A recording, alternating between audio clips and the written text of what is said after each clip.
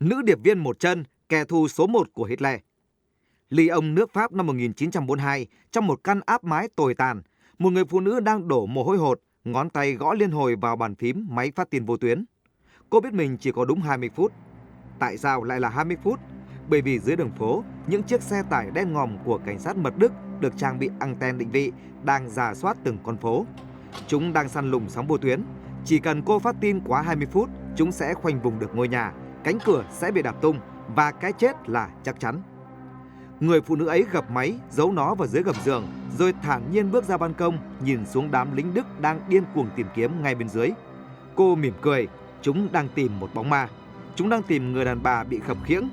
Nhưng chúng không biết rằng kẻ thù nguy hiểm nhất của đế chế thứ ba, người đang điều khiển cả một mạng lưới kháng chiến khổng lồ, lại là một người phụ nữ khuyết tật đang đứng ngay trên đầu chúng. Chào mừng bạn đến với lượt mở hồ sơ mật Studio. Hôm nay, chúng ta sẽ thâm nhập vào thế giới ngầm của Virginia House để xem một điệp viên thực thụ đã qua mặt tử thần như thế nào. Chúng ta hãy tua ngược lại quá khứ một chút. Tôi sẽ không kể lể dài dòng về gia thế giàu có của Virginia nữa. Tôi muốn các bạn chú ý vào đúng khoảnh khắc định mệnh này, đó là tiếng súng nổ ở Thổ Nhĩ Kỳ. Khi tỉnh dậy trong bệnh viện, Virginia thấy chân trái của mình đã biến mất, thay vào đó là một khối gỗ nặng nề thô kệch buộc vào mỏm cụt bằng dây da.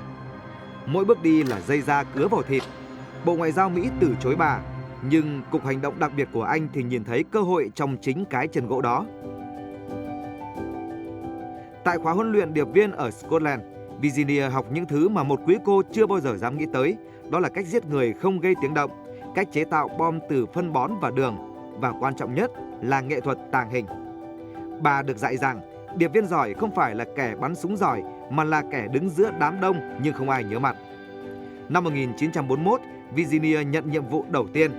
Bà không nhảy dù vì chân gỗ nguy hiểm khi tiếp đất. Bà đi thuyền vào miền Nam nước Pháp. Trong túi áo bà lúc nào cũng có một thứ, đó là viên thuốc độc cyanua để tự sát nếu bị bắt. Và cuộc chơi bắt đầu. Virginia đến Lyon, bà không ẩn nấp trong hầm tối, bà ngang nhiên xuất hiện giữa ban ngày với tư cách là phóng viên Breiter Leconte. Hãy xem cách bà qua mặt cảnh sát mật Gestapo cực kỳ tinh vi. Bà nhận ra rằng Đức Quốc xã rất kiêu ngạo, chúng không bao giờ tin phụ nữ có thể làm chuyện lớn. Vì thế, Virginia lợi dụng triệt để định kiến giới này. Bà không bao giờ trao tận tay tài liệu. Bà chọn những viên gạch lỏng lẻo ở bờ tường hay hốc cây trong công viên. Bà đi ngang qua giả vờ buộc dây giày, một hành động khó khăn với người chân gỗ nhưng lại rất tự nhiên, và thả cuộn phim vào đó. Người nhận sẽ đến sau 1 tiếng để lấy, không gặp mặt, không dấu vết. Các báo cáo gửi về London thường được viết giữa các dòng của một lá thư vô tình vô hại bằng một loại hóa chất đặc biệt, chỉ hiện lên khi hơi nóng hoặc dùng thuốc thử. Và đây là chi tiết đắt giá nhất. Virginia nhận ra lính Đức rất thích rượu và phụ nữ. Bà kết thân với Germania, một tú bà. Tại sao lại như vậy? Vì khi say và nằm trong vòng tay gái làng chơi, lính Đức mất cảnh giác nhất. Những thông tin về lịch trình tàu hỏa, số lượng quân lính, vũ khí mới đều từ trên giường mà lọt ra ngoài. Virginia thu thập tất cả. Và đỉnh cao của sự táo bạo, vụ giải cứu nhà tù Mauzac khi 12 đồng đội bị bắt, Virginia quyết định cướp ngục. Nhưng bằng cách nào khi mà nhà tù được canh gác 24/7? Bà phát hiện ra lính canh rất lười kiểm tra kỹ các hộp thực phẩm đóng hộp. Virginia đã tuồn vào trong từ những hộp cá mòi. Nhưng bên trong không phải cá, bà đã dùng máy móc khéo léo mở nắp, nhét vào đó giũa mài và lưỡi cưa kim loại, rồi hàn lại y như mới. Suốt hàng tuần liền, các tù nhân dùng giũa cắt song sắt, dùng mỡ lợn để bôi trơn bản lề cửa cho không phát ra tiếng động. Đêm ngày 15 tháng 7 năm 1942, khi lính canh đổi gác, 12 bóng đen trườn ra ngoài. Virginia đã đợi sẵn với một chiếc xe tải ngụy trang. Cả nhóm biến mất vào màn đêm như chưa từng tồn tại. Gestapo điên tiết lật tung cả thành phố Lyon. Họ hét lên, tìm cho ra người đàn bà khập khiễng đó. Nhưng ngay cả điệp viên giỏi nhất cũng có lúc mắc sai lầm. Virginia đã tin nhầm người. Một sai lầm suýt phải trả giá bằng mạng sống. Bà tin tưởng một vị linh mục tên là Robert Alex. Ông ta có vẻ ngoài thánh thiện, luôn cung cấp tin tức về Đức, nhưng thực chất lại là một kẻ phản bội, một điệp viên hai mang làm việc cho Đức. Hắn đã bán đứng mạng lưới của Virginia. Từng đồng đội của bà bị bắt, bị tra tấn dã man. Vòng vây siết chặt, Virginia nhận được mật báo vào phút chót. Chạy ngay đi, chúng đang đến. Bà bỏ lại tất cả, chạy về dãy núi Pyrenees, biên giới tự nhiên giữa Pháp và Tây Ban Nha. Tháng 11 năm 1942, mùa đông khắc nghiệt nhất trong lịch sử. Hãy tưởng tượng cảnh này, một người phụ nữ 36 tuổi, một bên chân là gỗ, phải leo qua những vách núi dựng đứng cao hơn 2.000 mét, ngập trong tuyết. Mỗi bước chân lún sâu xuống tuyết, chiếc chân gỗ lại bị lực hút dính chặt lại. Bà phải dùng toàn bộ sức lực để nhấc nó lên. Mỏm cụt ở chân cọ sát vào miệng cốc gỗ, da chảy xước, tứa máu, máu thấm ướt cả lớp tất dày.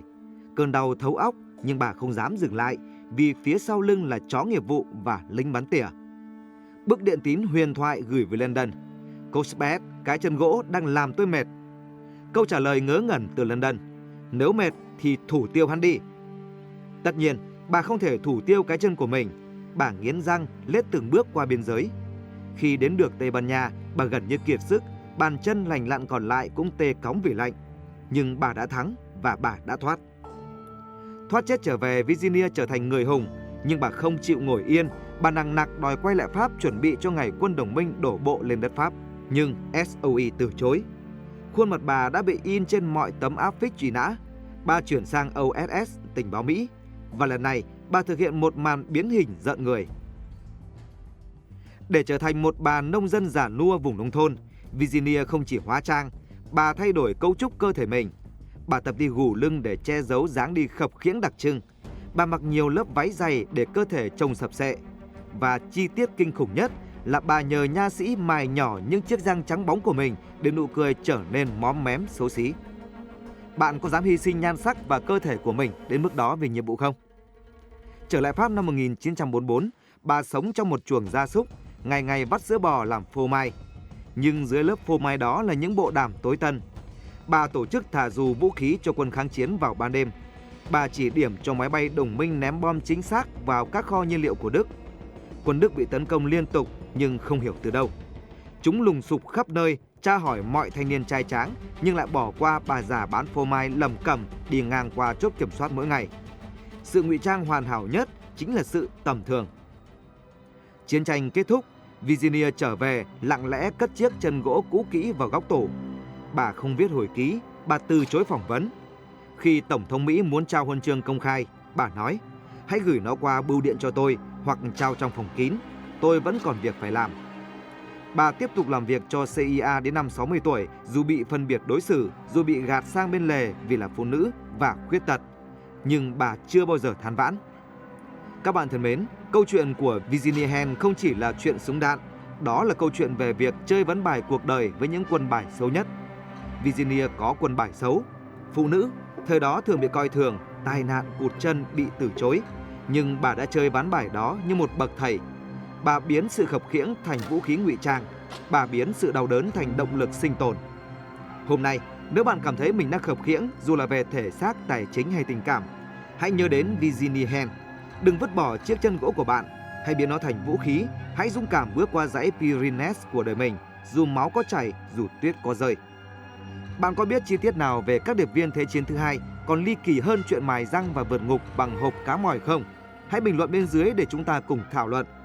Nếu video này làm nổi da gà của bạn, hãy tặng nó một like và chia sẻ cho người bạn kiên cường nhất mà bạn biết. Đừng quên đăng ký kênh Lật Mở Hồ Sơ Mật Studio và nhấn chuông. Hồ sơ mật tiếp theo sẽ còn gay cấn hơn nữa. Xin chào và hẹn gặp lại.